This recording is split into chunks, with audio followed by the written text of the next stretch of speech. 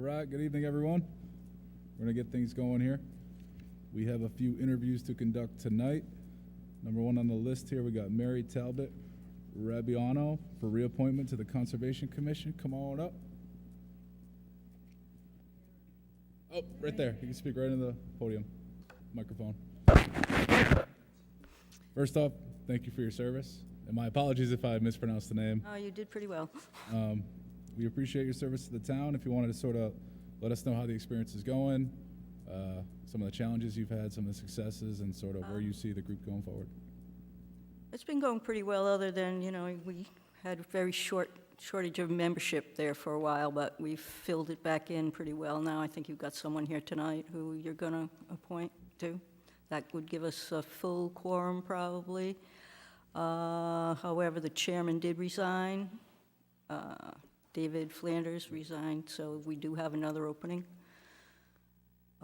It goes along pretty well, we've got a new chairman. We had elections last month, and the new chairman is Matt Bradywood.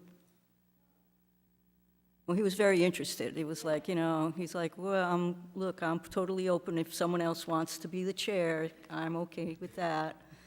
And he's like, well, I might be interested. And I'm like, oh, new blood, new ideas, come on in. So I think that we'll be going in a new direction, possibly. I'm not quite sure what his intentions are, but we will find out. Thanks. Anything else I can help you with? Any questions for Mary? No, I think it sounds like you enjoy serving on the role and you want to continue on, and we always appreciate the work that volunteers do. So thank you for your work for us. Thank you. Thank you. Thank you. Thank you.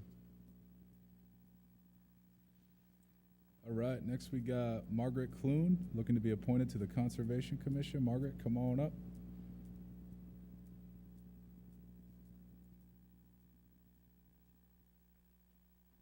Good evening. Good evening. Thank you for your interest. Sure. And if you want to tell us a little bit about your experience, why you think you'd fit in well, and if you've been following maybe what you see, some of the successes, some challenges. So go ahead, mic's yours. Okay. Well, I don't have specific professional expertise in conservation, but when I talked with some of the commission, it seemed that they were open to some diversity on the commission. I'm a homeowner in Wakefield, and I became so because I love the outdoors, I love the woods and the shore, and I live actually a block from Chaffee Wildlife Refuge. And myself, as well as my neighbors, have been very involved in caring about the wildlife refuge and the protection of the watershed, which we are at as well. And so our properties go down the hill toward the shore, which we can see from our home. And so we're very concerned about protecting the natural resources around where we live. I vacationed in Charlestown at my best friend's house for 25 years and bought my house here primarily because of its beauty and the beauty of the woods and the shore and the open space that we all enjoy. In terms of professionally, I'm a psychotherapist. I do individual, family, couples counseling. And I have a license. I brought my resume. I was told to bring my resume, which I have for all of you if you would like to see it. And I have a license in Massachusetts, Rhode Island, and New Jersey. Would you like me to hand that out? Sure. I can't say that it's got a lot on it in terms of conservation, just to let you know.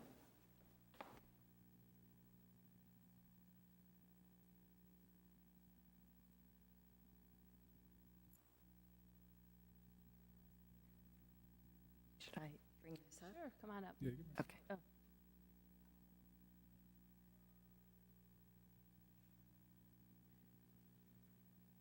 Thank you.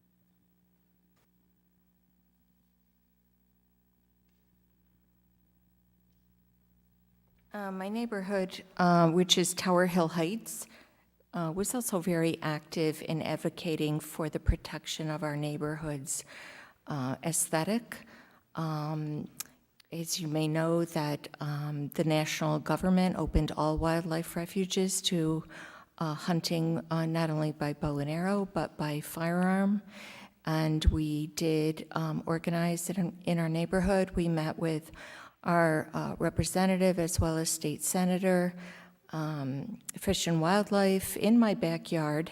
And we had like 40 of our citizens come and speak to the effort. And it was very powerful that we didn't want to wake up to gunshots every morning that were right next to our homes. We were concerned about the safety of the Prout kids that cross country through those woods, as well as all of our neighbors and citizens that were using it for hiking, dog walking. And we love the woods and we want them to stay, but we wanted them to stay safe. So that was a very positive experience. There still is bow and arrow hunting in those woods, but at least we're not concerned about the guns going off constantly in that refuge. We really got involved with everyone in South Kingstown, the police department, the mayor, the town council, the kind of everybody who joined us in their concern about a residential community like ours being in an unsafe place. It's not as if this was just a lot of open land that wasn't all around Wakefield, Narragansett. You know, there's a lot of people that live right here, so along the wildlife refuge. So that kind of made me interested in kind of protecting the environment, the beautiful environment in which we live. Excellent. Thank you, Margaret. Any question? No, I actually remember, I think you came a couple of years ago when we were talking about this, right? You talked about, you actually, I think, spoke advocating, I think you had done some maintenance of the trail. I did, actually.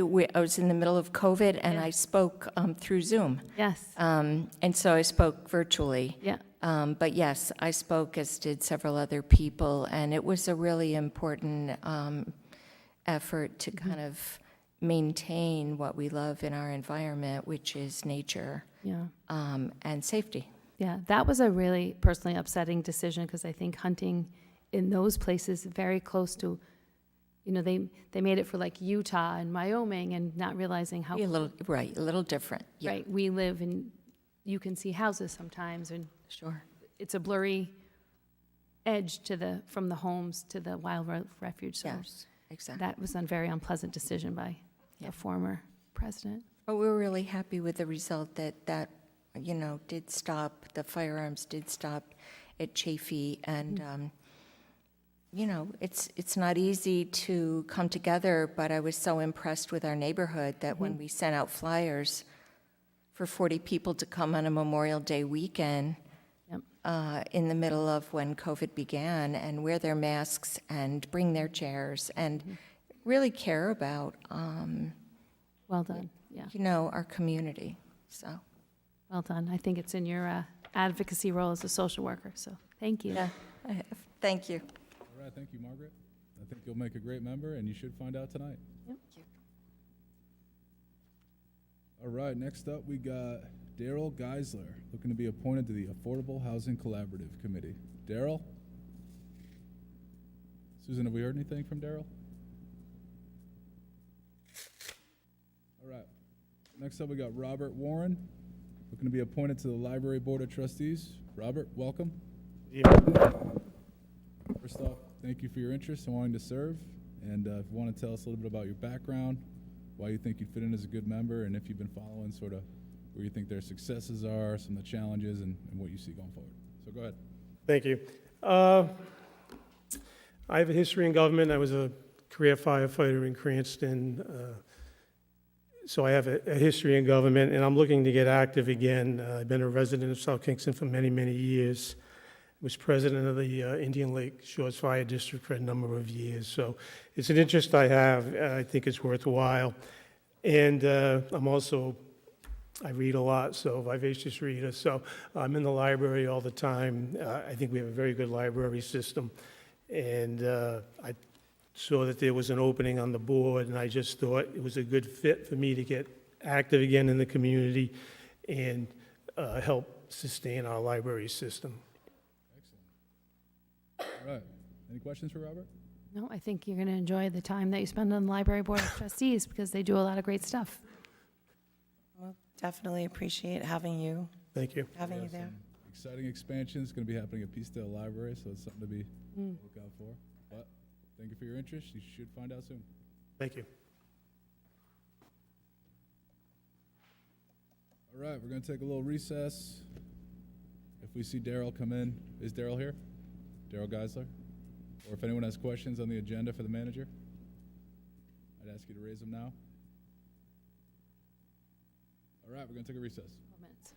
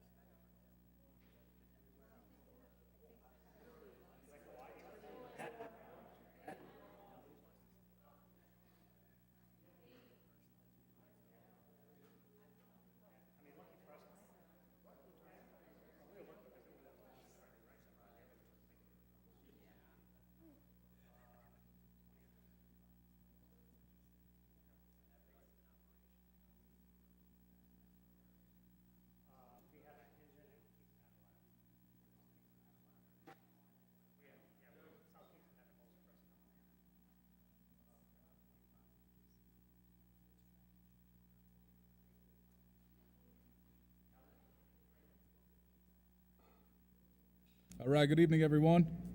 Today is Monday, September 25th. It is 7:30 p.m. We are here for our regularly scheduled town council meeting. First order of business, as always, is the Pledge of Allegiance to the flag.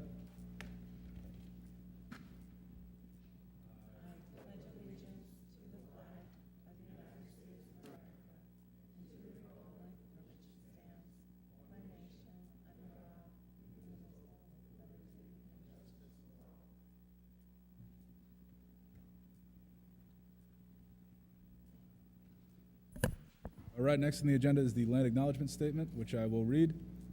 The town of South Kingstown pays homage to the indigenous people and land on which the town is now located.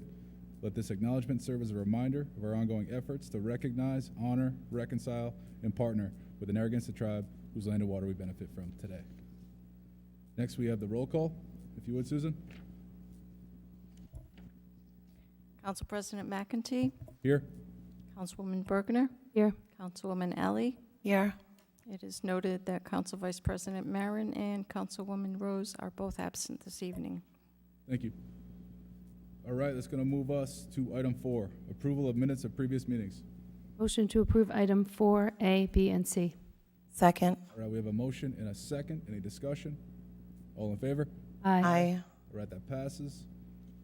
At this point, we're going to move up agenda item 9D and 10A in recognition of the Union Fire District and Kingston Fire District for the response to the major fire at the Harborside Inn at Block Island. At this point, I want to invite Chief Pinch up to the microphone. Jim? Thank you, Council President. Approximately 1 month ago, as we all know by now, we've all read about it, there was a large fire on Block Island that destroyed the Harborside Hotel.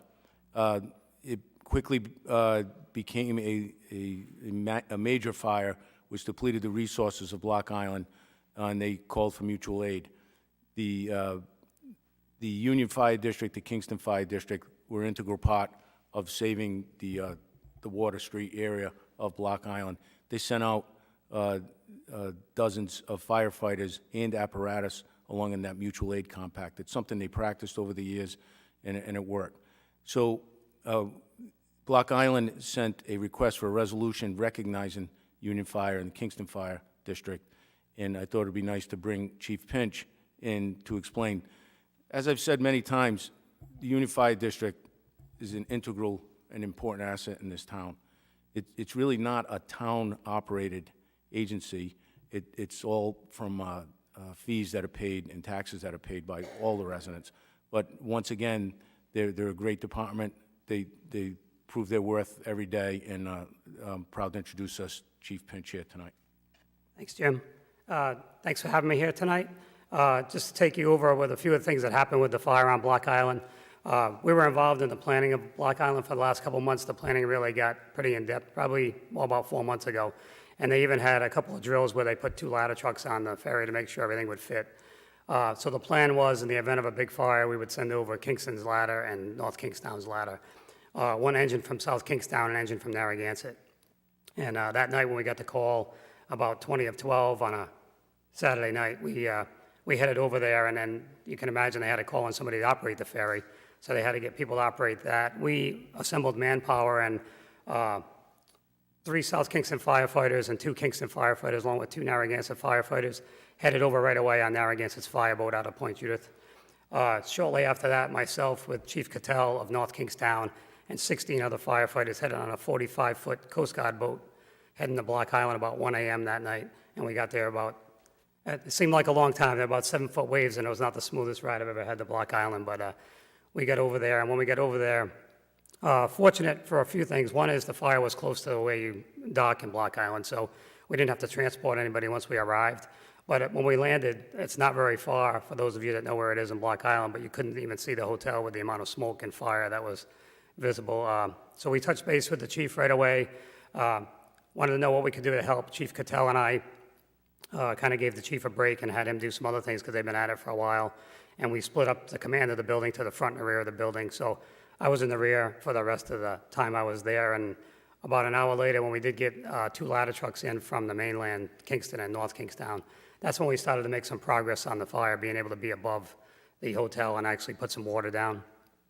Also, three fireboats and 2 engines had to pump out of the harbor to produce enough water to put the fire out because Block Island quickly ran out of water on their own water system. So there were a lot of challenges, but everybody worked so well together. The community of Block Island was very thankful. Every resident of the island was out bringing food to us, helping out. It was definitely a community event. But we're just very thoughtful because the goal of the mutual aid pact with Block Island was to get out there in a timely fashion, prevent the fire from spreading to any other buildings and prevent injury. And we, accomplished those goals. So it's awful to lose a building of that age and that size, but in the end, no firefighters were injured, no civilians were injured, and nothing else burned that night. So it was a success from all ends. We do have a call to go over some details of it Wednesday, and we'll fine tune some things. But we hope not to go back again. But if we do, we definitely have a plan to do that and help them out. But we're appreciative of everybody showing us the support for what we do. But just to give an idea, some things that people didn't know during the fire, you can imagine it emptied the town of Narragansett of firefighters as well. So not only did we have a large number of firefighters on the island, we also covered a station in Narragansett during that time. And 2 of our chiefs stayed at the Galilee dock and actually manned all the boats with everybody that was coming down. So we played a big role in not only getting people over there, but covering Narragansett as well during that time. So we're fortunate that a lot of the men and women of the Union Fire District came out in force that night and really helped the community to make the situation better. So thanks again for having us, and we appreciate the support as always. And I'd just like to say that President McAtee and Councilwoman Alley, thanks for coming out yesterday in the tough weather we had, but we appreciated seeing you there, and we appreciate the support. So thank you for all the council does for all of us. Thanks. Thank you, Chief. Thank you for your leadership. Your volunteer firefighters do great work. I mean, this just speaks to it. Very impressive. I mean, totally an untested plan that worked out to great execution. So overall, makes us feel safer as a community. So nicely done.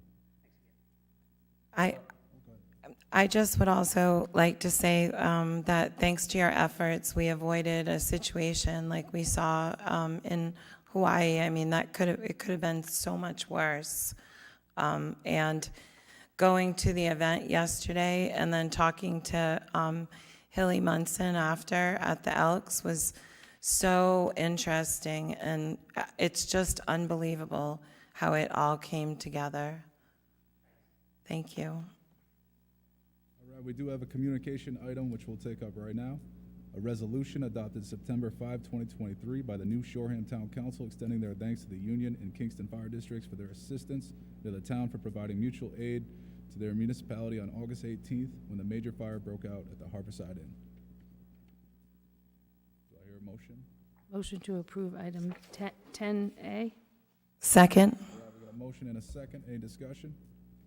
All in favor? Aye. All right, that passes. Thank you, Chief. All right, that's going to move us back up to the consent agenda. Motion to approve item 5A, B, C, D, E. Second. All right, we got a motion and a second. Any discussion?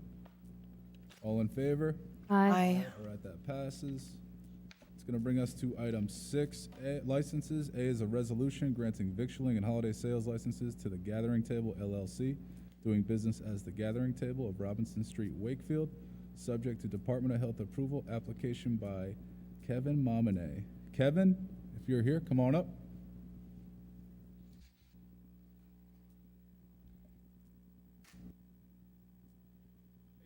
Good. Welcome, and tell us what this is all about. So the Gathering Table is a specialty shop and cafe. We're taking over the place of Auntie's Kitchen. The idea is keeping some of the traditional things that she had at her store, keeping the locals happy. All the neighborhood people that got used to buying certain things from there, Buddha bowls and things like that, but also adding a little mix to it. The Gathering Table is going to be a specialty shop and cafe, specializing in meats, cheeses, crepes, Buddha bowls, things like that, and also offering some retail. So basically, if you want to go host a party or go to a party, you can come to us and get the things that you need: charcuterie boards, cutting boards, cheese knives, things like that, napkins, linens, things like that. Nice, I like it. Yeah, it's something different. I think Main Street is really developing. We love to see that that's growing. And my wife and I, we've lived in, she's from Matunic, but I've lived in Rhode Island for 10 years, and I've watched Main Street grow, and I've been dying to be a part of it. And this is an opportunity that couldn't pass up. And I've worked in the hospitality business here in SK and Narragansett for the last 10 years, and I just want to continue that kind of process and do it, where I live and where hopefully, raise a family and things like that. So When's Target open date? before the holidays, it's we want to help you elevate your entertainment. When you have a party, we're gonna come to us and help get decor, get things, appetizers, all that type of stuff. So before the holidays is definitely the goal. But hopefully not too much, because we're really just taking what Auntie's Kitchen was and adding our own personal twist to it, moving some things around, and like I said, hopefully before the holidays.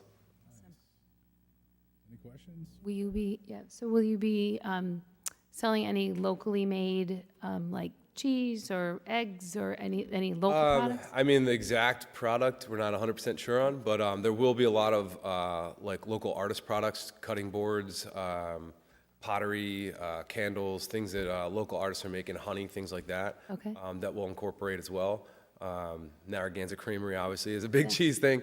So there's a lot of different things. Some stuff from Westerly, like everybody knows Soupy, so hopefully we can have some stuff like that. So as much local things as we can obviously carry, we will. And that's kind of the goal. Awesome. I wish you all the best. Thank you. Yeah, we're excited. Looking forward. Forward to it. Right on. All right, do I hear a motion here? Motion to approve item 6A. Second? All right, we got a motion and a second. Any discussion? All in favor? Aye. All right, that passes. Good luck, and see you soon. All right, thanks, guys. Really appreciate it. All right, it's going to bring us to item 7, public comments, formerly known as comments from interested citizens. At this point, I invite anyone who wishes to speak on any topic to come on up. We just ask that you introduce yourselves, and we're going to limit you to 5 minutes.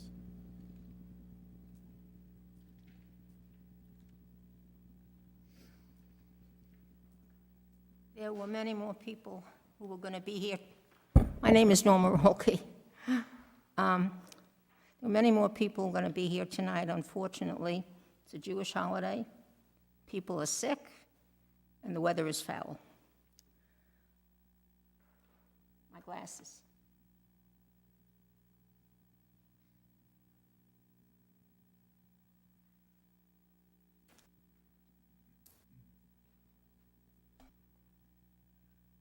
From the beginning, I have objected to the decision in January to stop plowing based on one man's opinion of unfairness and a free ride. Both of these statements are untrue. I bought my house with the understanding that the town maintained the road. The road has been described to me by the police as a public-private road, that the town maintains the road itself, but that the area on either side is owned by individuals, and the town therefore would be trespassing if, for example, they towed a car that was not on the road itself. So these are not private roads. These are non-conforming public roads, and they have always been treated this way. The town plows all the roads except for the 61 miles of private roads. I tried to find the makeup of those roads, but there's no information. There's no information about what it costs to plow our so-called private roads, which are sand and gravel. After last meeting, I talked with Mr. Indeglia, a former council member, Superior Court judge, and Supreme Court judge for the state of Rhode Island. He has been living in this area since he was a little boy. He's now 82. When he first moved here, the area was being developed after World War II as a recreational area for middle-class residents for Rhode Island to enjoy the shore. Everybody had wells. People were mostly summer residents. Plowing was not an issue. But the wells turned brackish, and people didn't want to be here. That is when a water company came in, put water lines in, hydrants, and they made the residents tie in. They started plowing because they needed to keep the lines and the hydrants accessible. Then, as now, they could not count on residents to maintain the roads. I would doubt that you have the authority to stop plowing these roads just because of that. The decisions you have made have been done hastily, without any thought or effects on people or the town. Whatever the public has asked about or said has been tossed aside, sneered at, or disputed. In the last few weeks, you have changed the requirements for submitting a request to be put on the agenda. You have refused to put items on the agenda. And last week, you decided people could speak only for 3 minutes instead of 5. That does not sound like the way to run a town. We in this community know the roads are not private. There is nothing anywhere that says they are. They do not meet the definition of what a private road is. So I think if you want to stop plowing for this reason, you have to prove that the roads are private. We know they are public. Thank you. Thank you. All right, anyone else in the audience wish to speak? Just come on up.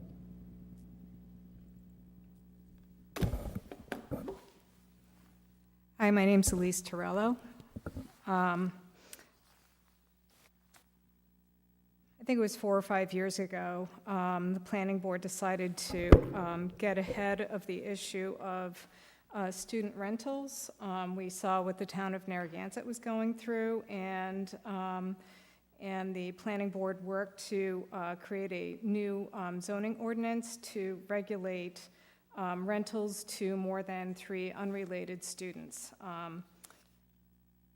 Any owner of a property wishing to rent to more than 3 unrelated students has to first go through development plan review and then apply for a special use permit.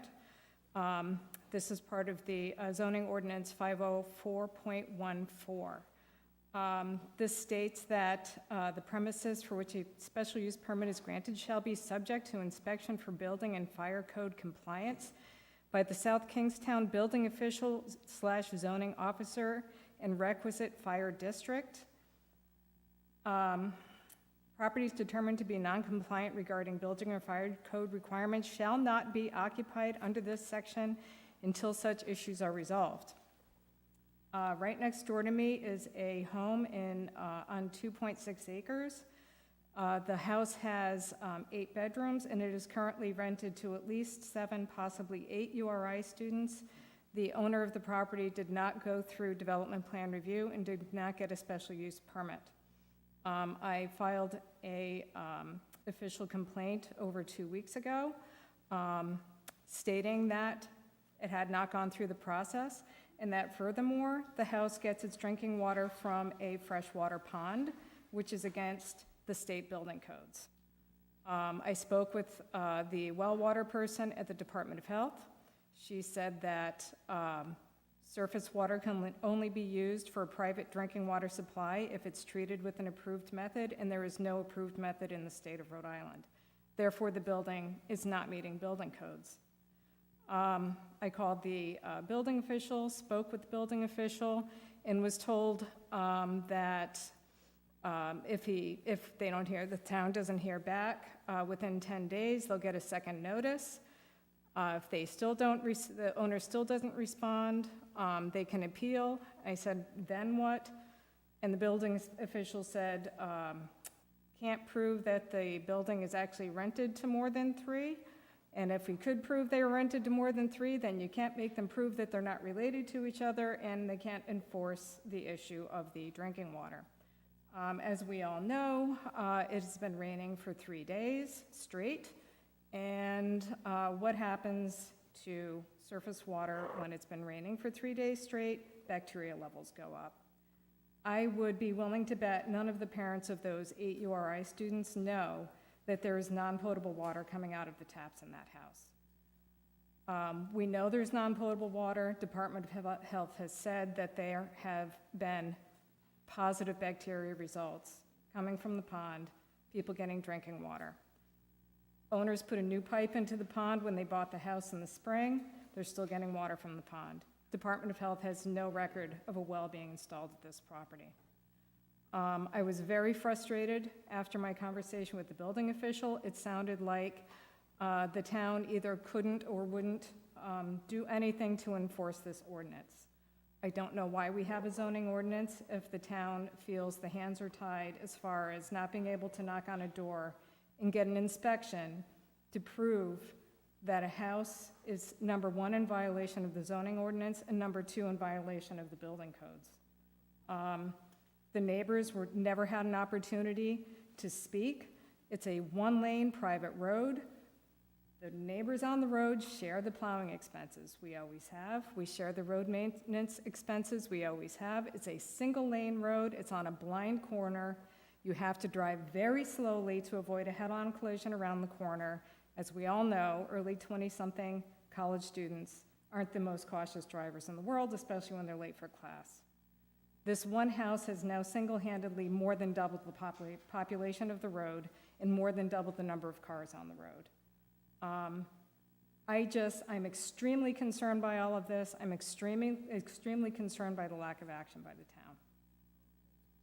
All right, you are a little bit over the 5, so I Oh, just want sorry. to address you here. I kept glancing at the clock, but it wasn't. I know, So- I was keeping track of it because I wasn't moving. I know.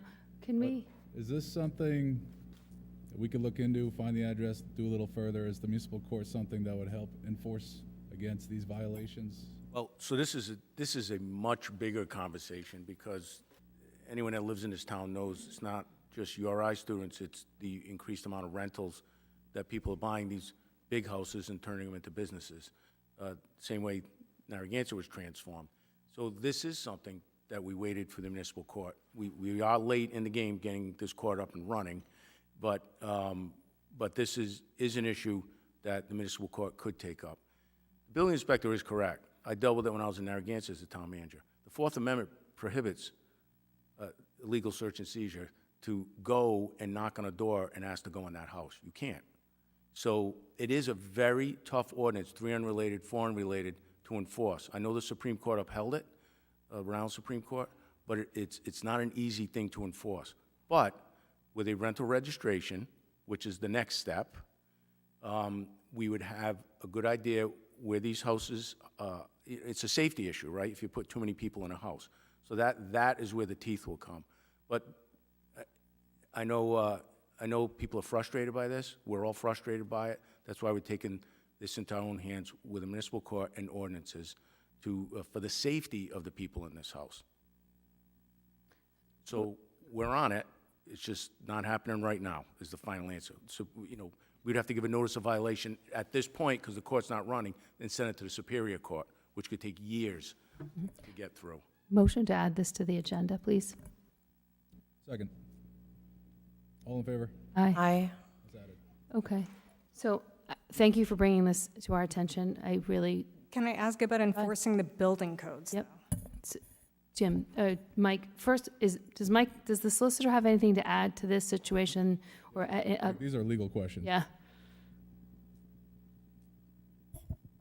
It's the first time I've heard about this. I will certainly work with our building official Mm-hmm. on this specific case. I agree with Jim, this is a much bigger issue than this one specific case. And I have worked in other communities where there are ways to determine by cars and license plates and et cetera what's going on there. So I will certainly I'll follow up on this. so that's one thing. The people issue is one issue, but the water issue, what recourse do we have regarding that? Because it's kind of churning my stomach to think that they're drinking water out of the fresh pond in 3 days of Yeah. rain. That's kinda making me really sick. upsetting. So, like, what, also, That is a Department of Health issue. okay, Sure. I'm kind of surprised that you brought it to their attention, but they didn't really. The Department of Health did contact the building official. I was not part of their conversation. We'll follow up with both the zoning issue and the water issue with the building official. Okay, thank you. Mention? See what we can do for you. Thank you. When the court is expected to be up and running November, December, so I think it's about, say, 8 weeks away. I think what the solicitor is saying, it's better to follow through the municipal court than to go into a year-long train ride at the Superior Court. Correct. So that's how I took it. So if that's okay, I mean, it's not okay. When Elise brings this up as this issue, I go back to the other nice gentleman, I think his name is Mr. Russell, who lives with the other homeowners association who's frustrated by the same issue. So I think as a council, we need to move forward quickly to try to get a handle on some of these issues. We've been delayed for a number of reasons on other projects and things, and this is a perfect example of how we need to keep the issues that affect the entire 30,000 resident community of South Kingstown. We have to move this one forward. We should not be distracted by some of the other pieces because there are Airbnbs and student rentals in lots of neighborhoods, and that I hear from residents all the time that they don't want that, and they want some sort of governing coverage to prevent some of this from happening. So we need to work quickly. And we are implementing the rental registry. How is that going to work, Jim? Do we know yet, or?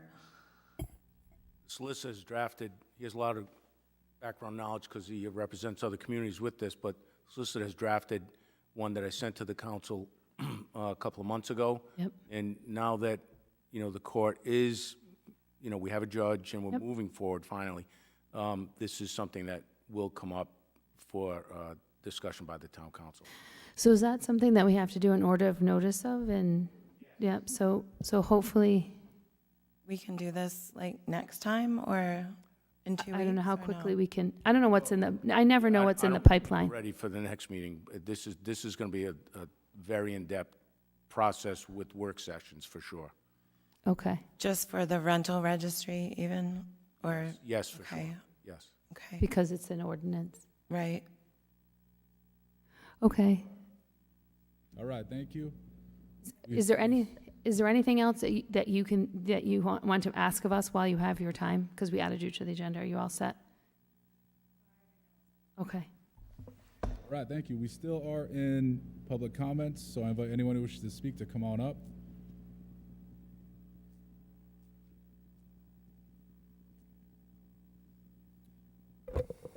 Hi, Murray Gates. I'm going to address two topics, if I can, within the 5 minutes allotted.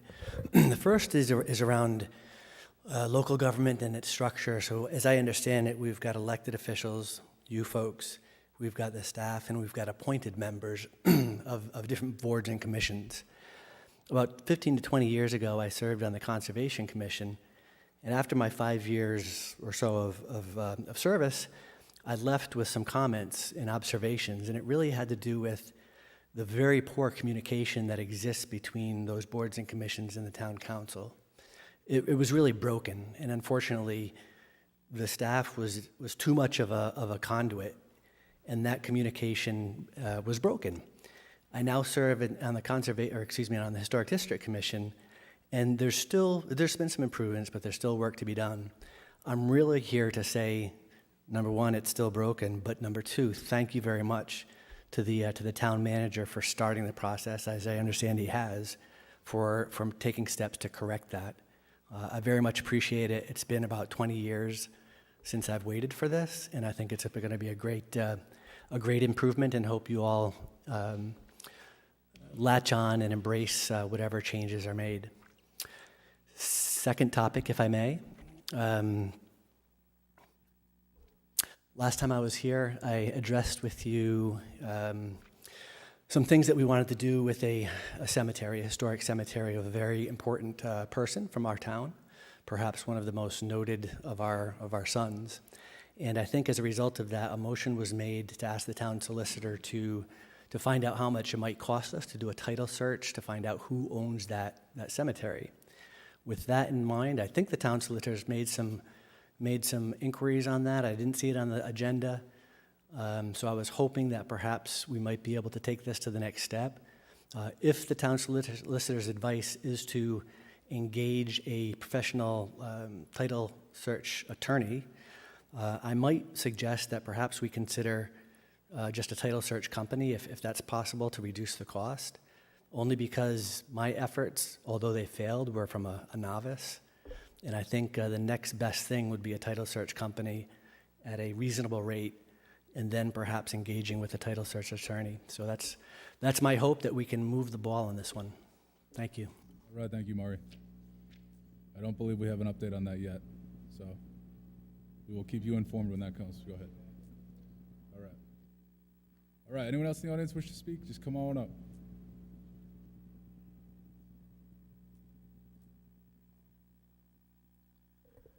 At the last, excuse me, at the last council meeting, it was brought up that the town would take possession of the Rodman Family Cemetery.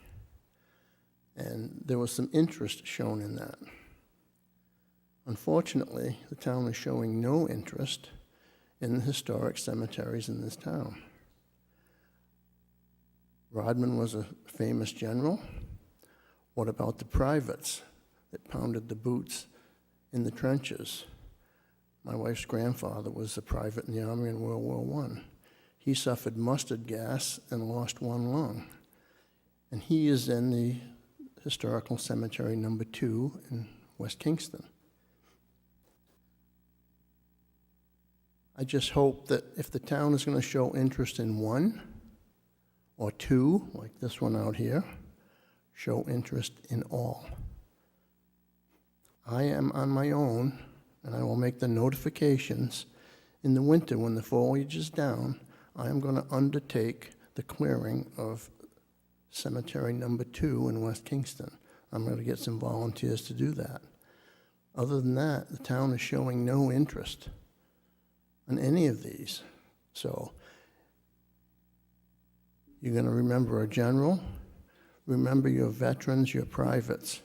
As it says on my sweatshirt, never forget. And I'm hoping that we can resolve some of this and get some help taking care of these cemeteries for the veterans and the firefighters and the first responders that are buried there. Thank you. Thank you. Anyone else in the audience? Come on up.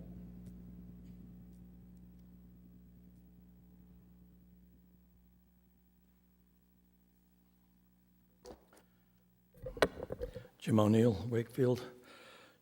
I've got 3 thoughts here this evening. One, Cadou's Door Fire Department and those locals that helped out Black Island a couple weekends ago. Incredible, but in thinking about rentals, balloon construction, I don't know if there's various state rules or town rules, but when you don't have stops between floors, like they almost had a real problem on Black Island, I don't know if there are rules with special retardants, double escapes, outside windows, so on and so forth, but balloon construction for housing should be a separate kind of issue for all kinds of rentals, students or otherwise, Airbnb, so on and so forth. It's a very dangerous situation, balloon construction. Fires can just start and go and run, and no one can escape. Second thing, I didn't know, do we have online a list of the private roads that's been talked about the last few meetings? What's the question, Jim? Pardon? What's the question? To the private roads. Do we have a list of all the private roads or the private roads? No, but is there a list at the last meeting? It sounded like there was going to be one made public. Yes, we do have a report that identifies that. Can we make that public? I thought the list was online already, but I'll check. We do have a map that clearly defines the private roads and the number of parcels on it, but I'll check tomorrow on that. All right, if it's not public, Jim, we'll make it public. Okay. So my thoughts tonight are, in the next few days, we're going to be getting the student population, students in seats from the Rhode Island Department of Education. And the estimates we hear are rather frightening. Could be 100, could be 200, I don't know. But add that to the recent closings of Curtis Corner and Wakefield Elementary. my gosh, hopefully you understand, there are a lot of questions on why aren't we just showing some incredible savings with the operational budget of the school department, which brings in mind now the new numbers for the high school that we see published, I guess 151 million.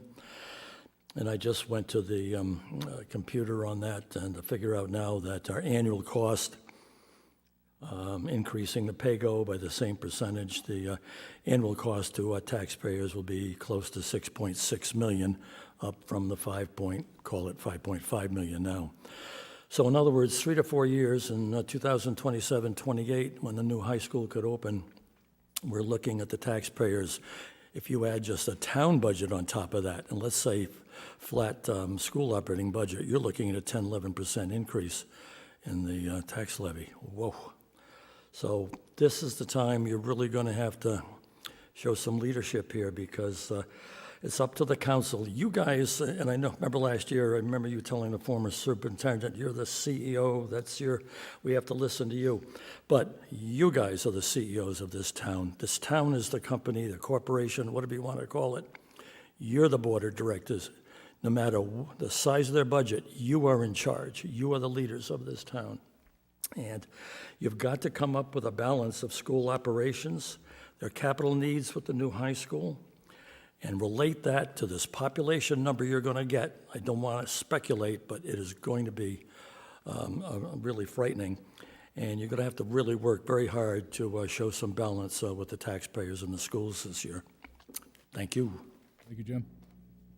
So we will have a work session with the school committee, and I just want to make sure that we capture some of Mr. O'Neill's points in the agenda, because a lot of times we get constricted by we're only talking about the school facilities bond. So I want to make sure that the agenda also includes. Yeah, we'll make sure the agenda is as broad as possible to allow for all discussions. Exactly. What I appreciate that. Just hang on. You didn't interrupt me. I just want to make sure that we talk about anticipated operational savings. We've asked multiple times about what was saved by closing the schools. We've gotten no answer. I don't know. We don't know. And then when we ask in those types of settings, we get told it's not on the agenda, so we're not going to speak about it. So I want to have the kitchen sink listed, so that if we have a question about anything, we could potentially ask it about their operating budget, enrollment number, whatever those things are, employees, because that is, it's frustrating to be limited at a work session when that's really our only time to get a good dialogue. So I just want to make sure, how do you all feel about that? Agreed. Okay. The language should be so broad that nothing can be precluded at the meeting as far as discussion. Mike, you can assist there. Okay, got it. All right. Because he brings up really good points that we have it's a very logical, reasonable question to say, we've closed 2 schools, what are the savings going forward? You know, it's probably more of a 12% tax increase, compounding what the municipal side might need to, do. So I just want to make sure that we're all talking about that and people understand what that is as we head into, a very large consideration of a very large school bond. So, I mean, As a point of reference, we've had previous meetings where the agenda was written in a way where the school's position was what the agenda reflected did not permit them to discuss certain things. So that's why we're bringing this up now. Just say you understand the broad picture and you're going to help us. Okay. Yes. Who are you asking, me or Mike? You're looking. All of you. All of you. No, I understand what you're saying, but I think the fingers are pointing at the wrong people, to be honest with you. I mean, we've made this agenda as broad as we could. We weren't the ones pushing back, you know that. I know you were not. Right, I'm trying to proactively prevent get it. this isn't on the agenda, so on the advice of our legal counsel, we're not going to speak about it. Okay. Because I've asked about the savings, Mr. McEntee's asked about the savings, I think Patty Alley, we've all want to know that what the school department anticipates being able to contribute or not ask for in the future in terms of school budget, so that we can do this very important project. I want everyone to hear we all agree that it's a super important project. We just don't know how, like Mr. O'Neill says, we're Well, responsible I to will other say people. this. Every discussion I've had with the town council, every discussion when it comes to the schools has a fiscal impact tied to it. Right, but when we We, ask the that, town- No, the town does. So I understand what you're saying. I'm just saying, well, so I just don't want to be told that probably the most important work session we have on the school project will be trying to figure out if this community and has a way to afford that project. Because how can it go forward if we have no idea how we're going to pay for it?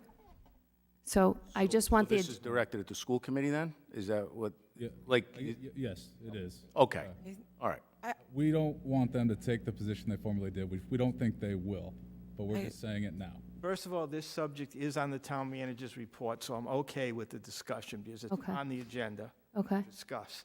And I understand that your point is when the agenda is posted for this session with the school committee, you want the agenda to specifically state things like savings due to closed schools, savings due to reduced students, savings due to operational cost. You want the agenda to be specific so that when we get to the item, you don't want the legal counsel for the school department to say, sorry, it's not on the agenda, we can't discuss.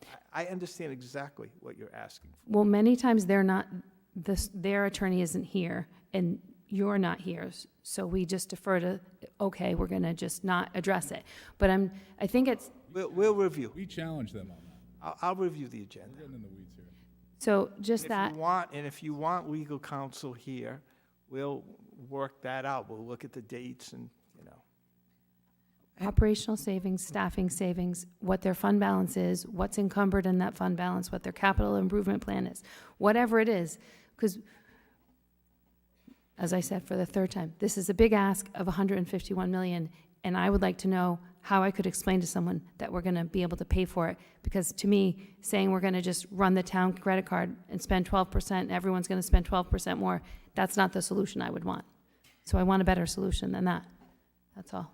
Yeah, I just think it's important that the school committee knows, and it's made abundantly clear that we need every bit of information that we require. We must be able to figure out how we're going to, pay for this, and there can be nothing left unsaid. We just got to all come to the table and work it out. That's it. Sorry. Thank you. Thank you, Mr. O'Neill. And I'll just say, I think they feel the same, considering what's happened in hindsight here. I think there's a consensus of all groups here. We want to work together. We want to work transparently. We want to be able to know the information necessary to undertake, such a big project. But we are still in public comment. So if anyone else wishes to speak, come on up. Either one. Come on up. First come, first serve. So whoever gets there first. Carrie Burns.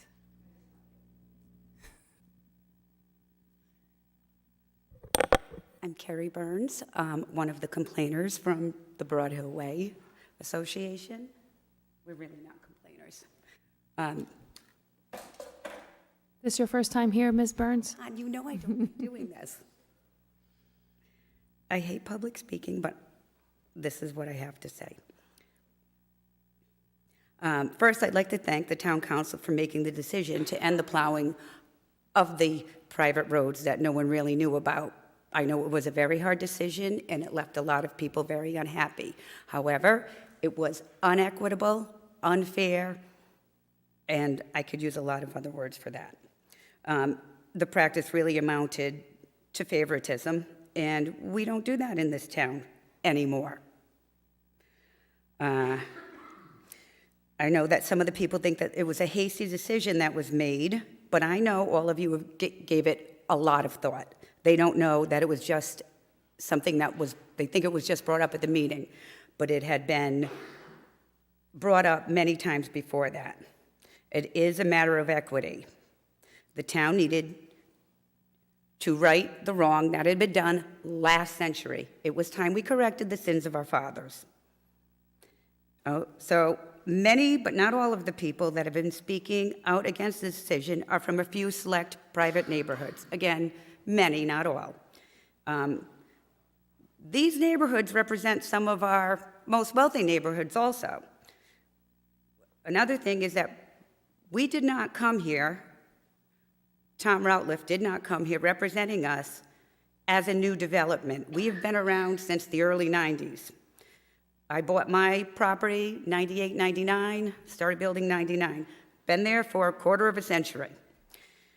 And that the town council would decide to cease plowing of the 14 miles of roads is a very good thing, in my opinion.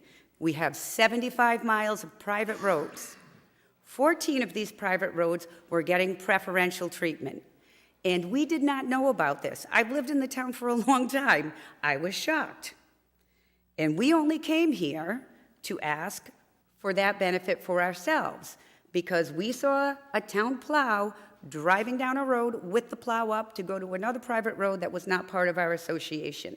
We never wanted to just have all of the private roads stopped. We just wanted to know what the heck was going on. So, and another person had commented at a meeting, well, if it was the town's fault. If the plow had gone down a road off of Warden's Pond Road, this all could have been avoided. Because this person that made the comment said they drove in our neighborhood and looked at whatever, and then looked at a map, and the town should have gone in a different road. Well, he was wrong on many levels, because on paper, it does look like you can get through on that road off of Warden's Pond Road, but you cannot. You cannot drive through that road. You might be able to ride a bicycle. So there are many, many, many fallacies, misrepresentations, and lies. The town had to go down our road to get to that private road. There was no other way. We are not whiners and crybabies. We are just wanting equity.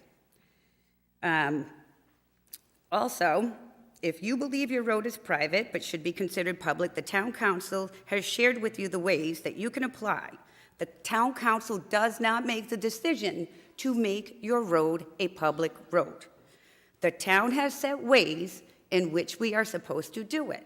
So if we follow the rules and do this, and our road should truly be a public road, it will be a public road.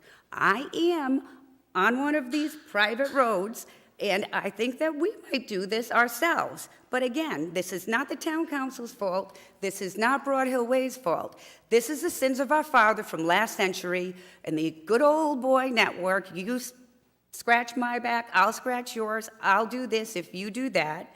And the reason that we can't find anything in writing on these 14 miles of private roads that are being plowed and maintained by the town is because the town officials or people that did it at the time knew darn well that it wasn't right, and they didn't want to put their signatures on any type of document saying that they were doing this. Because if it was above board, there would be documentation. I know how this town worked. I am not new here. I think we all know these things, and this was definitely time that this be corrected. And I have much to say, but I probably won't. And we could not and should not differentiate private roads based on whether or not they have an association. We had a defunct association, and we had to restart and reincorporate at our own expense because people weren't paying. You can't differentiate between that. You're a private road or you're a public road, period. And all homeowners have to plow their driveways for emergency services to get to their houses in the same way that they would need to keep their roads clear to get those services, because that's another thing that people are bringing up. All right, thank you. You are a little bit past the 5. Okay. Also, thank you very much, the town council, for finally making this right. And I am not one of those wealthy people. I am a school nurse teacher, single mother, 5 kids. So. And those private roads, as Mr. Manny said, are some, on those 14 roads, they are some of the wealthiest, most highly valued homes in South Kingstown. And it would be nice if you'd reiterate that again so the people know. All right. Thank you. Thank you. Thank you. Okay. Anyone else wish to speak who hasn't spoken yet? Nope, we're limiting it to one person. Sorry, we're limiting it to one time speaking per person. Anyone else wish to speak? Anyone else? If not, moving on. Okay, we're gonna move on now. Gonna move to new business, item 8 here. A and B, those are items for Terry Murphy. Terry, come on up.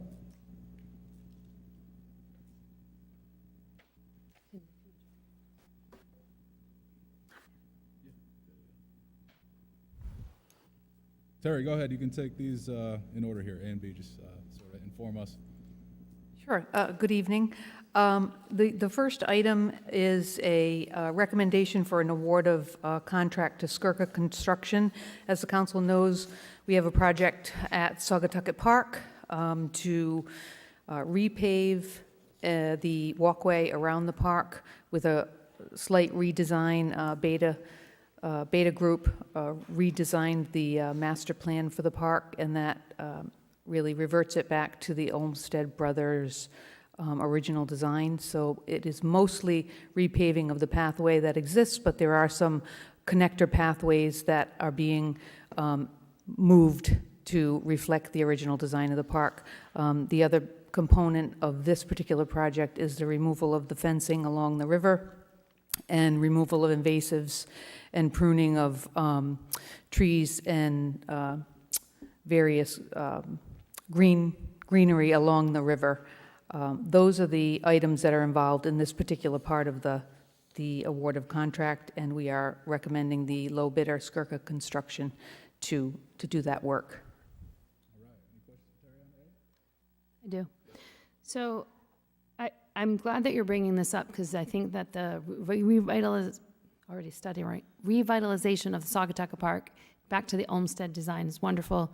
It's kind of faded away, like we talked about it a long time ago, so I'm glad it's coming back up. Can you just refresh my memory about where the $178,000 will come from? Is any of that the ARPA funds? No. No. There are no rescue plan dollars with this funding. We have $74,950 in the capital improvement program. We have had a reserve fund building. We also have $80,000 in a DEM grant for this project, and there's an additional $15,450 that would be necessary to complete this component, and that is being recommended to come from the Recreation Impact Fees Fund. I would note that as this project has evolved from the time that the department had applied for the DEM grant, it has become much broader in scope. We're very excited about that. We're glad that the community has been involved in the process for revitalizing the park. It will cost more money. Yep. So we are looking at options as we move forward with the continuing with phase 1 of the project, which if you had a chance, my memo shows basically what's involved in phase 1 and phase 2. Phase 1 would total $273,000, and that is including the piece that I'm recommending for award this evening. But we still have the basketball court to redo, the fieldstone retaining wall, which would go around the basketball court because it will be relocated in order to address stormwater management, which was a recommendation from the community and Beta Group in their master plan. So as we look ahead, we'll be doing everything we can from a departmental and a town level to explore other funding options so that we can keep this project moving. But for now, it'll be nice to be able to at least reestablish the walkway and take the fence down and hopefully have a view of the river from the park. So just one, since Terry mentioned the grants, this just makes me think, Jim, are your department heads able to consult with the grant writer and sort of collaborate? Terry's nodding, but maybe for the community, can you explain a little bit? Because, I mean, Terry's written a lot of grants, but I think now that we have even a grant writer, we could, compound or exponentially increase what we do. So how does that work with department heads? So we do have a grant writer that's good till June of '24. We pay $5,000 a month for the services of this grant writer. So she would call us. Luke Murray, the deputy town manager, is like the liaison to her with all the departments about grants.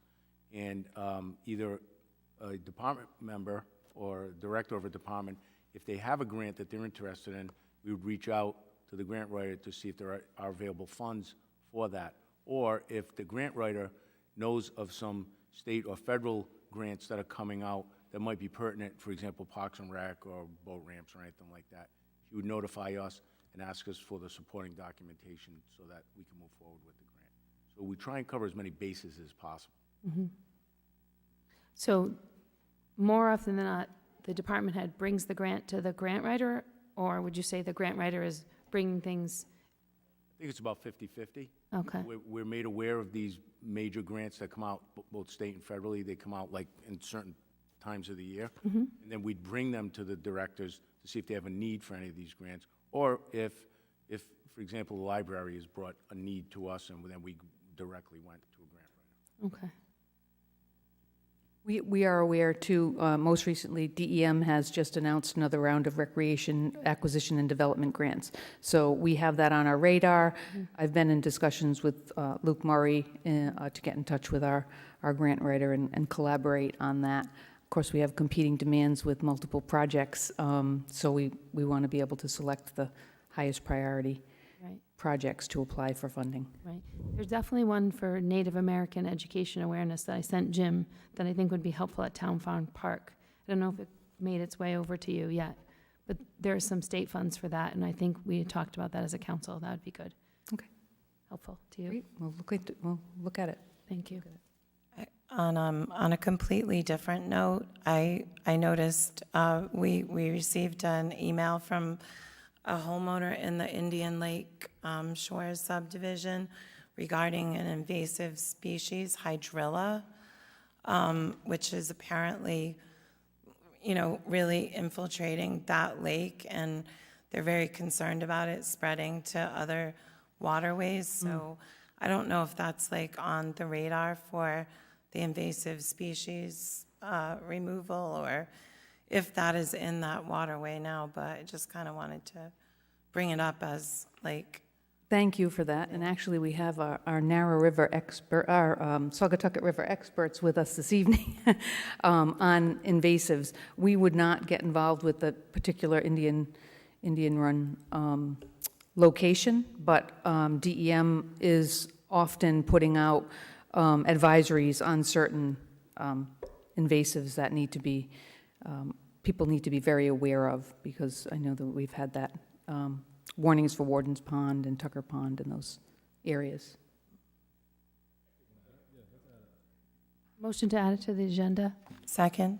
I have a suggestion, just so we don't get, so we haven't voted on A yet. We should probably, if we're done with Saugatucket, we should vote on that. And then if you want to add an agenda item to invasive species, you just need to add that for discussion purposes. All right. Motion to approve item 8A. Second. We got a motion and a second. Any discussion? All in favor? Aye. All right, that passes. I'll make a motion to add to the agenda discussion of the, Hydrilla. yes. Second. Motion and a second. All in favor? Aye. Bill, come on up. Bill McCusker, Friends of the Saugatucket, along with my wife, Elisa Trello, from Friends of the Saugatucket. So we just came from a meeting at Indian Lake, the village of Indian Lake, to discuss the issues of the hydrilla. It's the first lake in Rhode Island that's already had this invasive plant. It's been found in Connecticut, Massachusetts. It's the first time in Rhode Island. It could be a very aggressive plant. In this meeting was DEM, the Indian Lake Fire District, and the URI Watershed Watch.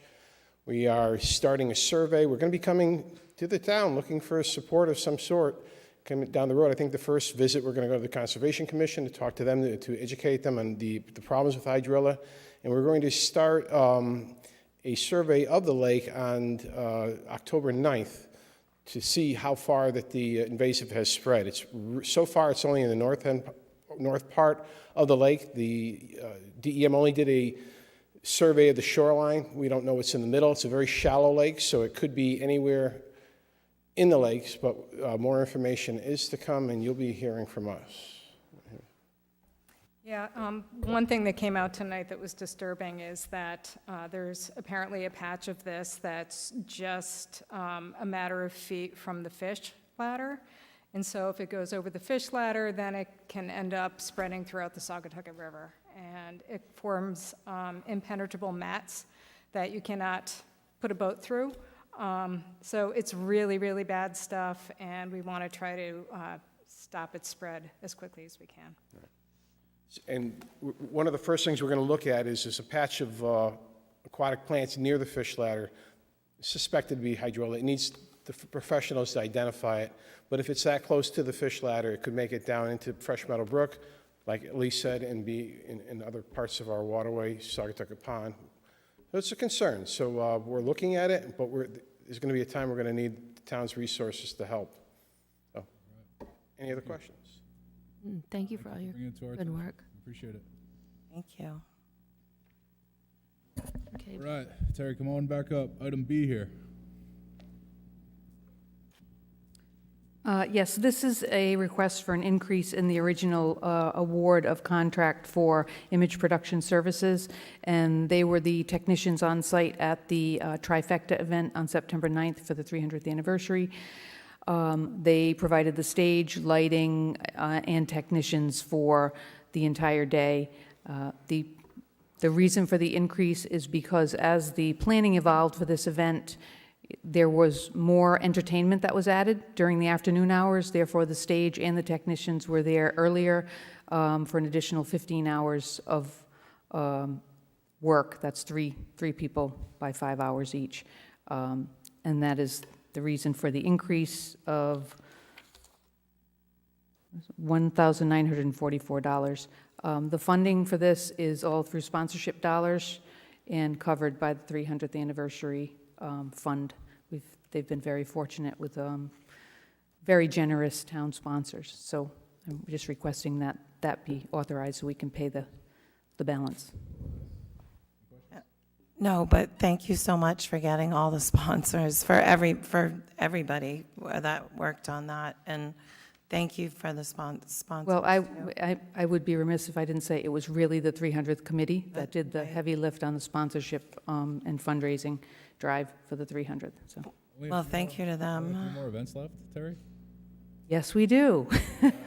What We happens have the after that? unveiling of the public art, the commemorative art sculpture at the Village Green, and that is on October 25th. We have the bonfire on the town beach on Saturday, October 28th. And to back up, on October 22nd, there is the Scarecrows for SK at Saugatucket Park, and that is a fundraising event for local nonprofits. And we have other events into the fall, the speaker series, and then the tree lighting event on the Village Green will also be partially a 300th anniversary, kind of not quite the closing event. We do have one on December 12th, which is a speaker series event. All right, great. Still a lot more to look forward to, so that's good. All right, do I hear a motion on this item? Second. We have a motion and a second. Any discussion? All in favor? Aye. All right, that passes. C is a resolution authorizing the town manager to execute an agreement between CGI Communications Incorporated, doing business as CGI Digital, in the town of South Kingstown for participation in the Community Video Showcase Program. Luke Murray, come on up. Good evening. So what you have in front of you is a proposal to enter an agreement with CGI Digital as part of their Community Video Showcase Program. So CGI Marketing is a digital marketing agency that's run this program for some time. And some of the communities in Rhode Island have already participated, including our neighbor Narragansett. Coventry just came online. But what they do is they provide digital marketing services. So they take video. You can have up to 5 videos for your community, essentially highlight and promote certain aspects of the community, live, work, play, economy, things along those lines. Their videos are edited, posted on their site, housed on their site. It's redirected from our homepage. The idea is to just showcase the community. And as part of that, they offer this for free, but as with all things, there's a little bit of a catch. They offer their services to local Main Street businesses. So this is typically in communities that have a Main Street. that have local businesses, and what they do is they contact those businesses and say, you know, would you be interested in sponsoring or being part of this page that these videos for the town highlight, and have your logo placed there, and they can also buy in to have their own videos done. And it gives them an opportunity at fairly low cost to have their own digital marketing campaign done, which kind of latches on. And if you looked at Narragansett's page, which I did provide a link in the memo, I think it's tastefully done. You'll see the promotional videos for the town in the middle. Everyone on the business side has a logo around the page. You can click on that logo and it either redirects to a website or whatever digital video they have done. So I'm asking the council to consider this. I think it might be good for the town. I'm looking to work with the EDC on it to identify the topics that would be of interest, including maybe more economic related, to attract businesses to the town. The other thing along with this is we are redoing our website, so they are going to be flying a drone, and my intent would be maybe try to fly it during a few events here in town. But that footage could be used for the redevelopment of our website, which is hopefully going to be online next year. I'm working with IT on that effort. So that we get kind of kill two birds with one stone. We get the imagery. Look, this is free, right? It is free. As you see in your packet, there's a letter that would go out that would be, you know, essentially sponsored by the town, but it just goes out to businesses saying, hey, we're participating in this program. We're encouraging you to look at it and consider, you know, participation in some way. And the marketing agency will reach out to them. I mean, it's no different if they cold called them. It just essentially lets them know what's going on, and if they want to participate in the program, they can. There's no pressure. I question whether the town should be involved with this. I feel like this is something that would be better addressed by the Chamber of Commerce. I personally have watched the video, and I don't know if anybody else, if the other council members have watched the Narragansett video, but I would say that I was not overly.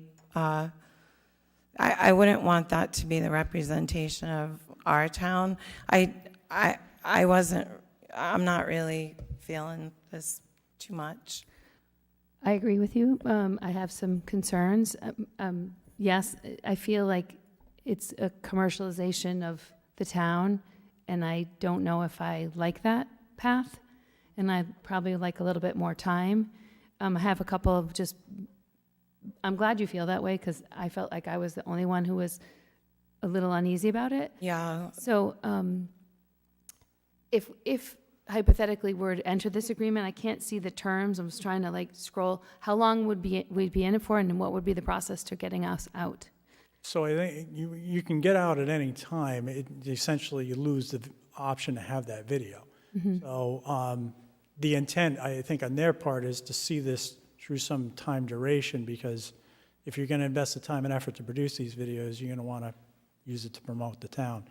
Jim was actually maybe able to shed a little bit of light. He was involved with this in Narragansett when he was town manager there. I think that you know, the image of Narragansett that's presented is clearly as, you know, a resort destination, and I think that we need to really discuss how we want to present our town. You know, like, we're not like Narragansett, we're our own place, so we would really have to have a lot of control over how it was presented, because this is our image. And again, I just feel that it would be better at the chamber. I kind of agree. So. So I'm sorry. You can certainly put whatever stipulations. The EDC would be involved in this, but certainly if it's not something you're comfortable moving forward with, there's no pressure. It's my obligation to bring it to you. I'll just say I think the concept sounds great. I think it's a good opportunity for the town to highlight some of its local business as a form of like free marketing for the business. Go to the town's website, you get the hyperlink to the video, and you see businesses, and they don't have to pay for the marketing. I think it's great. I haven't watched the samples. I don't know what the representations look like for Narragansett. but in light of what we're hearing, I think we should probably put this off, look into it a little further. But I do like the idea. Maybe next meeting we'll talk about this again.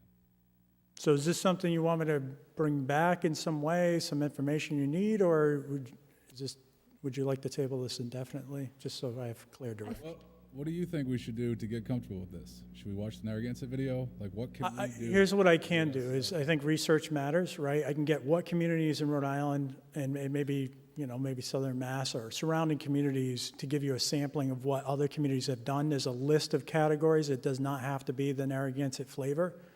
So I think it's important you look at what other communities have done, and then we can bring it back on the docket, and after a little bit more research, certainly make a decision. So we're not obligated to do this. So, I mean, I kind of feel like this is this would be another thing that the town is doing that's not back to those original goals that we couldn't even get to, the municipal court, the rental registration. Like, this is going to take staff resources away from other projects to help a business, and then I don't know, I do actually want to clarify, the businesses that are featured in this have to pay for that, right?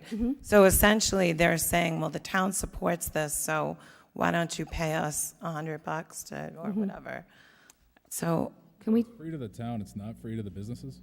Right. Right. Yeah, I mean, It's their business. They're going to make money by reaching out to all the businesses and saying, oh, the town wants this. yeah, would you like to here's the, Why it's equivalent to a cold call, because it's not free? here's the, I think the idea is that by highlighting the town, it looks sort of like this it brings people to a central point to promote business. 5 little. But So is there, can we table this? Do I just motion to table item? Where are we? What, a motion to table would what, put this at the next meeting? What would it do, Mike? Okay, so I think before you either table it or reject it outright, Luke asked the question, like, if you table it, that means at some point, it means it's going to come back, but it would only come back if Luke does more research and gives you more information. So I think you should provide him direction tonight. Okay. You want him to bring this back to you? Because if you really don't, then you should end it tonight. I personally don't. I think that we have other things to do, and the staff needs to be, a staff member has to still anchor the project.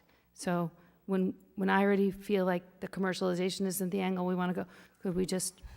I agree. I think we have other things that Luke could probably be spending better time on.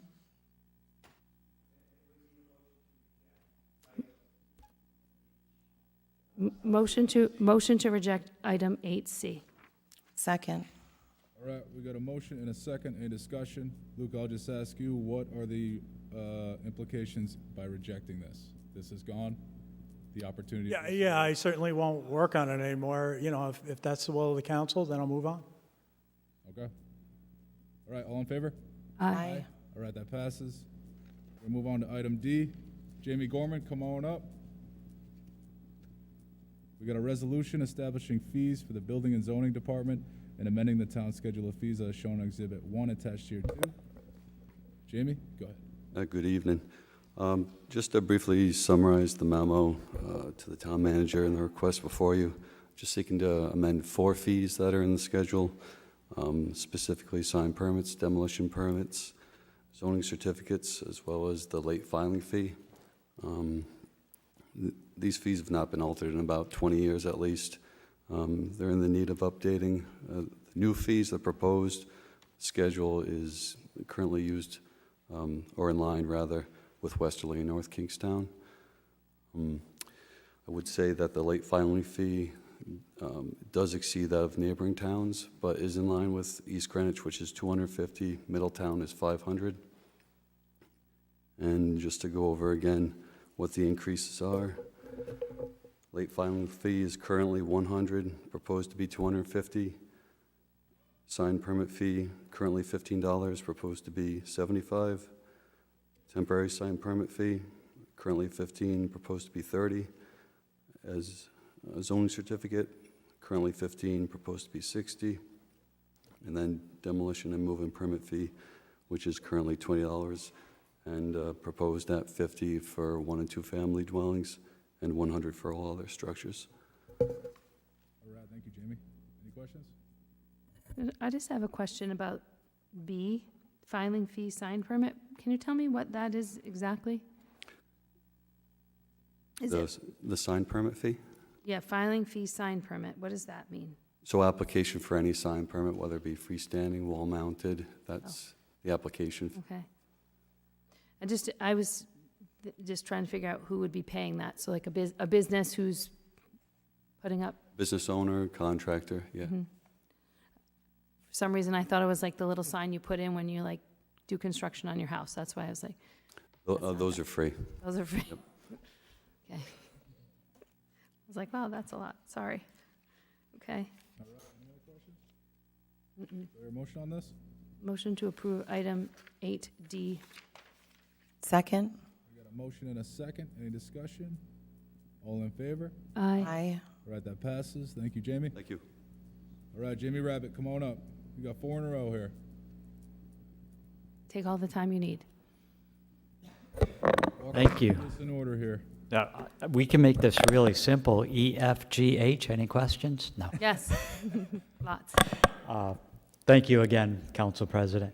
With regard to agenda item E regarding the Stewardship Plan Development Committee, I was before you a few weeks ago asking you to go from 11 to 6.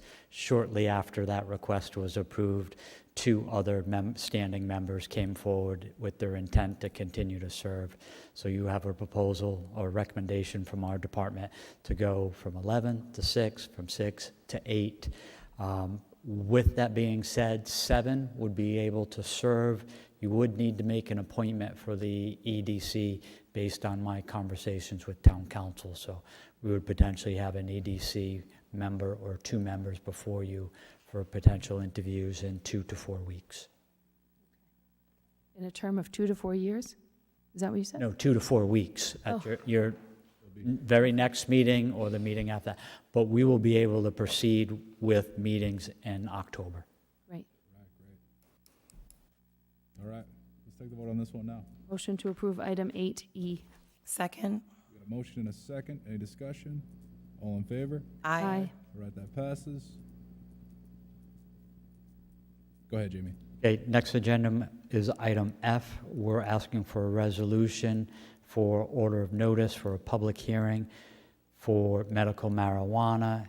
And you've asked the department to make those consistent with recreational marijuana, and in essence, item F will allow you to have the hearing to do so. Motion to approve item 8F. All right, we got a motion and a second. Any discussion? All in favor? Aye. All right, that passes. With regards to agenda item G, we are looking to move forward with our ministerial road EMS project. We are recommending the creation of a new governmental institutional -1 zone that in essence would allow government emergency services facilities as well as certain land trust activities. We would be doing a text amendment as well as a zoning map change, and again, order of notice for a public hearing. Motion to approve item 8G. Second? All right, we got a motion and a second. Any discussion? All in favor? Aye. All right, that passes. Last one, Jamie? Agenda item H, again, moving forward with the EMS mindset, we are looking to engage Dardell Engineering to assist the town in permitting and development of a site plan to go through any necessary local and state permitting. The contract was for just over $10,000. I recommended a 10% contingency. That brought it just over 12. Motion to approve item 8H. Second? Okay, we got a motion and a second. Any discussion? All in favor? Aye. All right, that passes. Thank you very Jamie. much. All right, we got item I here. Chief Moynihan, come on up.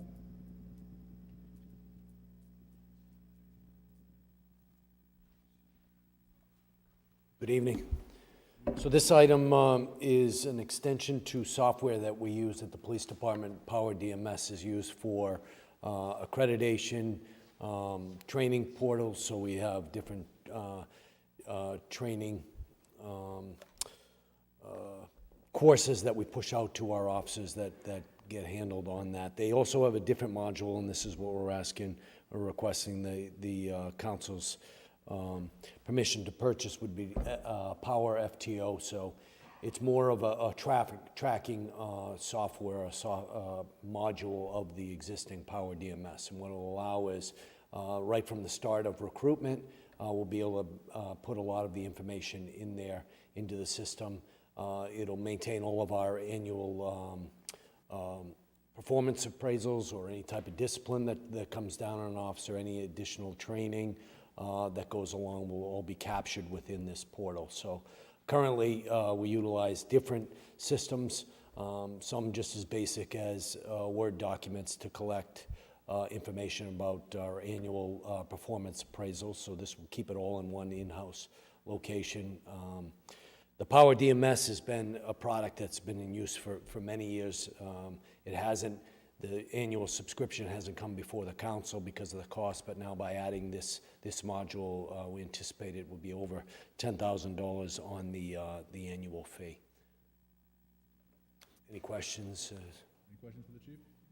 No, so I appreciate that you explained how you're going to cover it with the officers less likely to take advantage of the college incentive program? Correct. So those funds are already budgeted in place, and we're already seeing some cost savings there that we would apply those funds to the budget. You already polled those officers? You already have an Excuse me? idea? You already polled them? We already pulled them? Yeah, meaning Yes. you're, okay. They're already enrolled in classes, so we already know who's enrolled and who would be submitting for the reimbursement. Right. I appreciate your fiscal responsibility and the way that this is written, with the option to renew annually if it remains in the department's best interest to do so, and provided the annual subscription fee does not increase more than 10% over the prior year. I really like that as like a, just protection, And I will note that also the Rhode Island Police Accreditation provides funding to our agency as well as all the agencies in Rhode Island on an annual basis for this platform. So we really use it not only here in South Kingston, but be able to collaborate with other departments across the state. Good. All right. Motion to approve item 8I. Second. All right, we got a motion and a second. Any discussion? All in favor? Aye. All right, that passes. Thank you, chief. Great, thank you. It's going to move us to item J. Luke Murray, come on up. A resolution authorizing an annual stipend of $15,000 to the town's probate judge for services rendered in accordance with Section 4630 of South Kingstown's Town Charter. That's me, Mr. President. This is a request to increase South Kingstown's probate judge salary from $7,000 to $15,000. And the reason for that is last Wednesday, the new municipal court judge, Mr. Adam Scholes, was sworn in as a new municipal court judge, first ever, and his salary is $15,000. The probate judge meets the same amount of times. It'll be once a month for whatever the length of the session is for probate. He's a good judge, Mr. Jim Howe, and for fairness to the other judge, doing the same time frame, same basically amount of work, that the request would be going from $7,000 to $15,000. I got some, I forwarded to the town council about a month ago a comparison to other towns, and I'll just relay that to you. So town of Narragansett, once again, South Kingston gets $7,000 for the probate judge. Narragansett has pays their judge $14,000 a year. Charlestown, $24,000 a year. Barrington, $10,000 a year. Bristol pays $11,500. East Greenwich, $10,000. Warwick, $15,000. So it's not unreasonable to increase that salary to $15,000, and that would be the request by the council tonight. All right. Any questions for Jim? Sure, just one question. I don't know, where will the money, this is not part of the budget, so where were you able to get the money for That's a this? good question. We have turnover savings from several positions we have not filled this year. And in talking to the finance director, we have ample funds to come up with the difference of $8,000. Okay.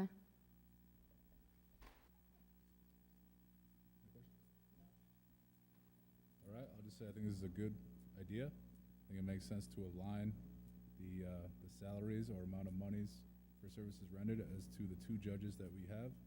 So I think it's smart. Motion to approve 8J. All right. Motion. I'll second it. Discussion? We've talked about this. I look forward to Mr. Howe serving out his term, and then looking forward to, re-interviewing in the next term a new probate judge. I'll just say that increasing the salary from the 7 to the 15 allows for more incentive, allows for, people to, see that as something that they would maybe want to do. I know people seek out the judge position within a municipality for the title, but, it comes with a lot of hard work, and a little compensation is needed to hopefully incentivize them to do good work. So, with that said, all in favor? Aye. Aye. All right, that passes. And that's going to bring us to the town manager's report. Jim? Yes, sir. Just a quick update on the school building committee. We have another meeting coming up this Thursday. It'll be at 5 p.m. It should be a fairly short meeting for maybe an hour. Basically, the town, based on the increase in the amount of monies that would cost to build a new high school, we'd be pausing the phase 2, stage 2 plan that was submitted to RIDE, and that is what the topic of that discussion will be on Thursday. That's was today 25th, 28th, I believe. So that's one. Number two, the next meeting is the one that was the three of you referred to before. It's a joint meeting, a work session between the town council, the school committee, and the school building committee in this chamber, and that'll be on October 24th from 6 p.m. to 8 p.m. So I've heard you loud and clear.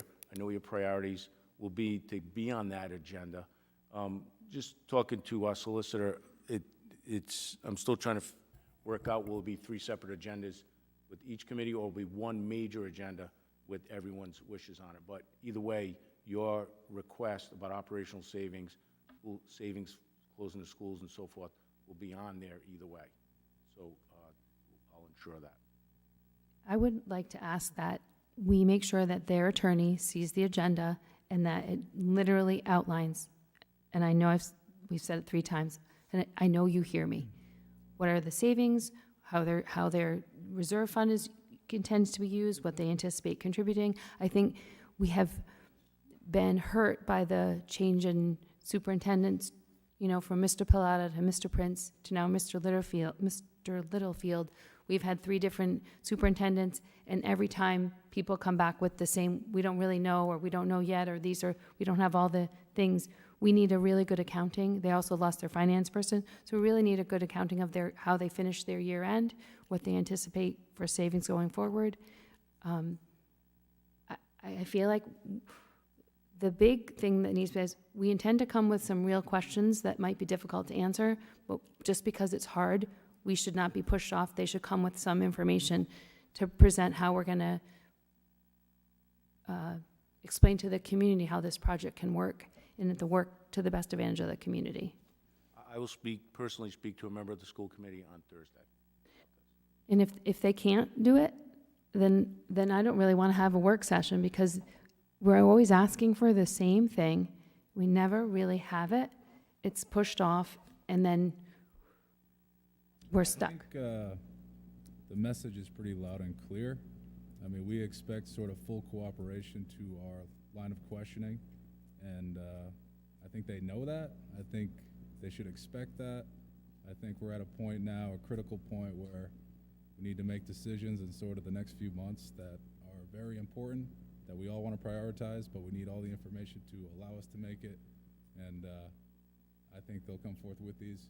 But yeah, agreed. We don't want any sort of restrictions or attempt to take a position that they cannot say such statements for whatever reason.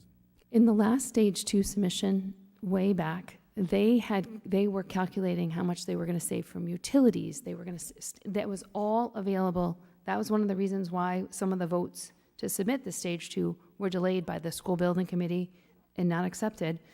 So they need to do their homework. This is a town project that they want and need. We have done, and not me, town staff has done a majority of the work to get this project this far. And it has to, I appreciate the transfer over and them taking more responsibility for the school building committee, but we don't have even access. Our staff at the town level doesn't have access to the information that they have to present this. We couldn't, for lack of a better word, dump it all on Brian Sylvia and have him do it. He doesn't have access to the information anyway.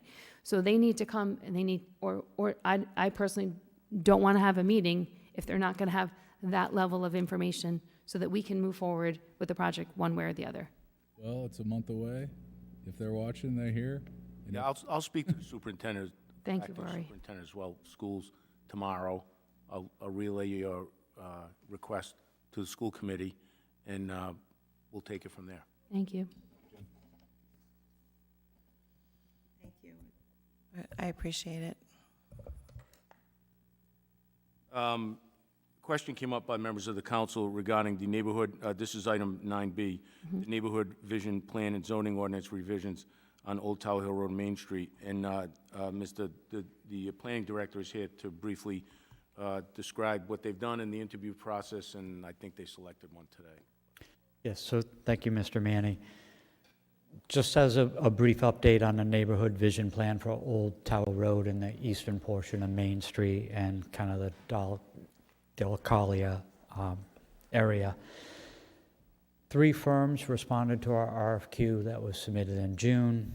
We went through those internal RFQs and selected 2 firms to interview, Stantec and Dover and Cole and Partners. Those interviews occurred last Thursday. The interview panel met today, and from that meeting today, there was a clear, unanimous choice. I will not name that choice right now, so we still need to negotiate the scope of services and fee. You are, as council members, aware of that selection. That is not public knowledge at this time. We will need to negotiate scope of services and a fee. We have roughly just over 6 figures, between $100,000 and $120,000 available for the first portion of this RFQ. I will be requesting additional funds in next year's budget, as well as the capital improvement program funding. So. All right, thank you, Jamie. Thank you for your hard work to bring that forward. And again, in a perfect world, 1 to 3 weeks to negotiate scope and fee. With some slippage, that may be 4 to 6 weeks. Again, we are responsible to a number of individuals. We will do our best for responding.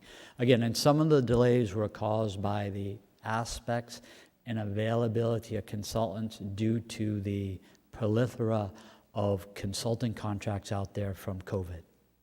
So there was a backlog in the queue, and I didn't want to release an RFQ in January or February and have no one or unqualified consultants respond. We had 3 very highly national ranked firms respond to the RFQ. All right. Progress. Thank you, Jamie. Thank you. Thank you. 9D we did. Come on up here, Brian. Oh.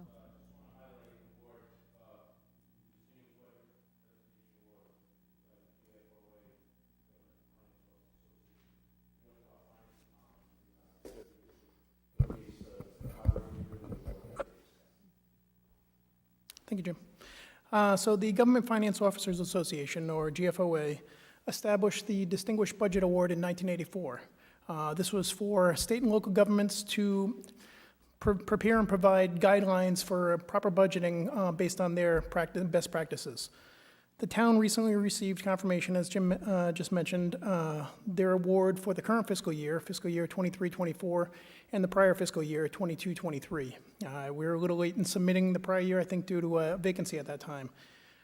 This would mark, and to put this into context, the prior year, they're still rolling out the awards in the current year, but for the prior year, In 2022-23, of the Rhode Island municipalities, 3 received the award. Newport received their 18th straight award. North Kingston received their 14th straight. And South Kingston, at that time, their 7th straight. Now we're on our 8th. So it is a bit of a heavy lift. And to obtain this award, again, it's a truly a group effort and a town achievement. It starts right in these chambers with you folks. You prepare the goals and objectives on an annual basis for the town. It goes from there to the town manager with his guidance and leadership. And then a lot of heavy lifting and support by the department heads and departments themselves. From there, I gotta thank my staff. Rose Bouchard, Gina LaChance, Sharon Valley, Julie Mason, and Betsy Babcock. I have a great team in place. I was able to hit the ground running. This was an award that I've never gone for in the past. It was a heavy lift. So having my team in place, and so I was able to do this, it was a great benefit to me and to the town. So I really appreciate them as well. Good job, Ryan. Thank you. We appreciate your work. Thanks. Makes our lives easier, that's for sure. I just was looking at it. It's on the budget documents that we've gotten it since 2016, 17, every year. So we've got a streak. Don't let us down. Thank you, Brian. Thank you, Brian. And you, the collective, you have a streak, not just you. So thank you. All right. That concludes the manager's report. Thank you, Jim. All right, it's going to move us to communication item 10B. An email dated September 12, 2023 from Alex Petrucci requesting an update on the status of vacant school buildings. Luke, you want to come on up on this? Alex isn't here, so that's why. We're just going to have Luke talk. Feasibility study on South Road, how's that looking? So just to give the council a quick update, I am working currently on getting an appraisal done. So we're looking at a few different options on the building itself and development. What I intend to come back to the council with is options, because the easiest thing to do is essentially sell it fee simple. Whatever happens, happens. As you increase the options, it increases in complexity and time. And that's always sort of the inverse relationship there, and is partly the reason why some of the town properties haven't been disposed of to date. So when I come back to that, the council will have to make a determination on how much control you want over the future development of that parcel versus a quicker sale. And in consideration with that has to be also what's the cost differences. If it's the same to sell it fee simple and get it on the tax rolls quicker, that may weight your decision on how to proceed. So I don't have an update. So that one's in process. I also have to get a limited hazardous building material assessment for the building done, because anybody buying that facility, if they want to take down that building or modify that building, they want to know if there's asbestos and other materials in there and what they're looking at for either renovation or demolition cost. So along with that assessment, I'll have a demolition estimate as well. Moving over to Wakefield, I don't have a lot to update. I've talked to Brian Mahoney at a very high level on that property, indicating we need to be in the loop. We need to know what the school department's status is on that. I know that there's been a lot of transition, as you mentioned earlier, so I'm giving them a little bit of deference, being the start of the school year, but I'm going to start knocking on the door to get that process moved along, because I think we just want to know. We want predictability as far as what process we're going to have to undertake on that property. And also factor in our budgeting, because we still have to maintain that building in some stature. Any questions? Yes. So I just took quick notes as fast as I could. You're waiting on an appraisal for the property. Yep, working on the appraisal, yep. So question, because that acreage is very blurry, the lines are very blurry, how did you determine what would be the size that we would be looking to appraise? That's a good point. We haven't determined the final. What I can tell you is if you go out to the site, which I'm sure you have, it is very defined by the grading situation there. You have the hill that drops off to the east towards the park. So the toe of slope is really what we're looking at. I've conferred with Terry Murphy and what the needs are. There's the Frisbee golf behind there and a lot of recreation amenities I'm sure that the community would not want to touch. Correct. So we're really looking at the toe of slope back. The playground is sort of the eastern limit. Yep. There's a residence to the south that is one parcel. That's kind of the limit of where that area ends because it starts getting in a wetland area. So the good thing is that that parcel is pretty well defined geographically. Okay. And by the grading situation there. So that's my intent, is to really stick generally to that, barring a few feet, because we are going to do a couple studies on development. And if it makes a big difference in the value to go a little bit further on that boundary within reason, then I'll come back with that Okay. offering to council. So that makes sense. So that's the appraisal. And then you're saying sell it fee simple? Fee simple is the word? Is that? Yeah, so essentially, you pay for the property, you get the deed, and it's a simple transaction. That's what we do every day, right? Right. And then it's up to the developer to determine if they want to do, what type of rezoning they would like to do, and what type of build-out they would Okay. like to do. And so when would we be determining whether we were going to do it fee simple or with some restrictions or interesting, whatever? Good question. It's probably going to be a couple months. I want to have the appraisal information back, and the reason is, again, cost data matters, I think, in this situation. So if we're looking at a fee simple transaction with a very simple amount of complexity, right? It's very, very simple an approach versus a more complex approach where it'd be the town takes on rezoning the property, let's say. We want to impose a certain affordable housing mix. Well, that increases the complexity, may impact the overall value of the property. Right. So I can't play out every scenario. There's going to be ones in between, but I want to give you a few options to consider. Because one thing that the planning board chair, Maria Mack, did say, which I still remember quite clearly, is doing a starter home zone and making it smaller. Right. See, we speak the same language tonight. So smaller homes, 12, 1,300 square feet. Even, I mean, Smaller is, and 750, like. well, those are like Accessory. accessory dwelling size. But like thinking about a starter home, Yeah. because if we don't create a spot potentially in the market, no one's going to just, out of the goodness of their heart, build starter homes for our community members. Right. So that And might be, that's a priority for us to keep, So just to expand on your comment, Councilwoman Bergner, it's a big decision on how we sell it, what we do with it. That's going to the council. So we'll give you all the options on what we're going to do, but it's not going to be a staff decision whether we're selling it fee simple Absolutely. or anything like that. right, I just want to put it back out there because I think while fee simple is quick, it's quick infusion of cash, it's not going to shape the community and address some of the needs in the community that we all talk about all the time. So when Maria Mack did mention that, I thought that was a really interesting solution to creating some affordable housing that was for the missing pieces where people say, my kids can't buy a house here, I can't, so, yes. So them on the property ladder, and I don't know how many acres that is, though, like even roughly, is it I'll get you an estimate. 5, 6? I have no Yeah, I idea. forget How- off the top of my head. It's not as, once you carve out that property, it's not as big as it seems. I Correct. mean, It doesn't seem that big.